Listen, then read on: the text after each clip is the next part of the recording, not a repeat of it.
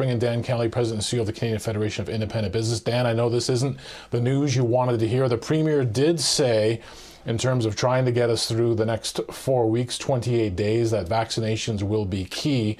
And he thinks we're going to be looking at a much better situation a month from now. How much comfort can you or your membership take in a statement like that? Well, look, it is good news that Ontario is retargeting its vaccine strategy, focusing on essential workplaces, including teachers, but also private sector businesses, warehouses, distribution centers. That all makes sense. The targets for vaccinations make sense as well. What doesn't make sense, though, is the size and scope and length of the lockdown measures that he's putting in place. The Premier was just talking about the data that shows that schools are safe. Well, they're shutting down businesses with even less data to suggest that the outbreaks are happening in small, little, tiny, quiet retailers and restaurants and gyms. Yet they have been facing North America's longest lockdowns and fresh ones starting today. And the fresh ones obviously will put greater strain on those businesses that have made it this far. It seems to be we're at a place now where the government has done what it has done. The order is in place. We're going to live through this whether we like it or not for the next month. So it really comes down to how do we make sure these businesses, which do have to bear the brunt through every cycle of this, they're the ones, the restaurants, the small retailers who have to close their doors and again deal with little to no revenue. What do the governments need to do? Obviously, there's an incumbency here to make sure we can get them through this because they are taking the pain. No kidding, but the government unfortunately announced absolutely zero in new economic support to the small businesses that they are shutting down for yet another month. Remember, restaurants have been closed for over 300 days, and I think tomorrow gyms will have been closed down for 300 days in parts of Ontario. These retailers have already been shut down for 160 days, and now we've added a month to that. They're failing. Every day, every hour that the lockdowns continue, more businesses close their doors forever. The province has announced not a single dollar of new economic support, yet has given them another month where they're essentially shut down.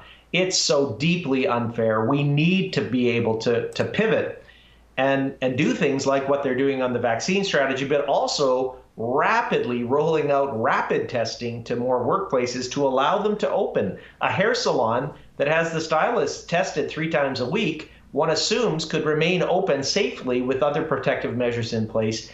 They're not considering those kinds of things. They're lockdown happy in Ontario, and it seems to be the only thing that the Premier and public health officials know what to do. What does the federal government need to show up with on April 19th in that budget? We're discussing the fact, I guess, earlier in the program that we had thought by this point, when we finally got a federal budget and it's coming April 19th, we'd be talking about the recovery strategy, and now we're back in the thick of it again. It seems like we need additional supports. Yeah, look, we can't even focus on recovery. Right now, we're focusing on survival in small and medium-sized businesses. And the federal programs are not cutting it either. Yes, the wage subsidy and rent subsidies will continue until beginning of June. Those need to be extended, by the way. But beyond that, there are thousands and thousands of businesses that have slipped through the cracks of every single program. The CEBA loan program needs to be expanded from a $60,000 loan to an $80,000 loan. New businesses need to be able to access all of the programs that they've been excluded from.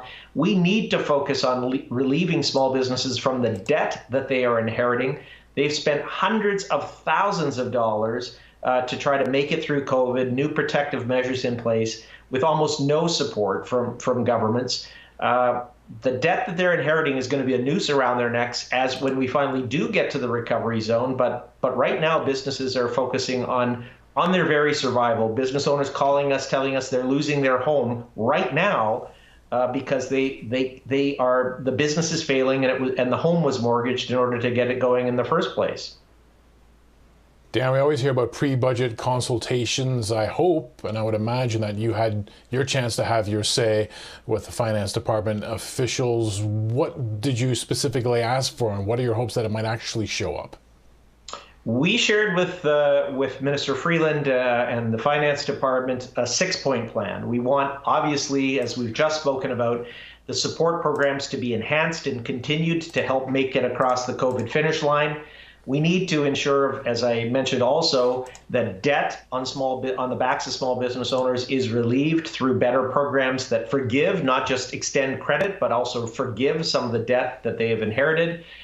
We need, of course, a better hiring incentive as when we finally do get to the recovery. Small business owners are going to need to bring their teams back. Think about this. Many of them have had to hire and fire those same poor employees multiple times during the pandemic. To try to reunite workers and their workplaces is going to be an uphill battle. Those are just a few of the things that small business owners are looking for Ottawa to do when it announces its budget finally in the weeks ahead.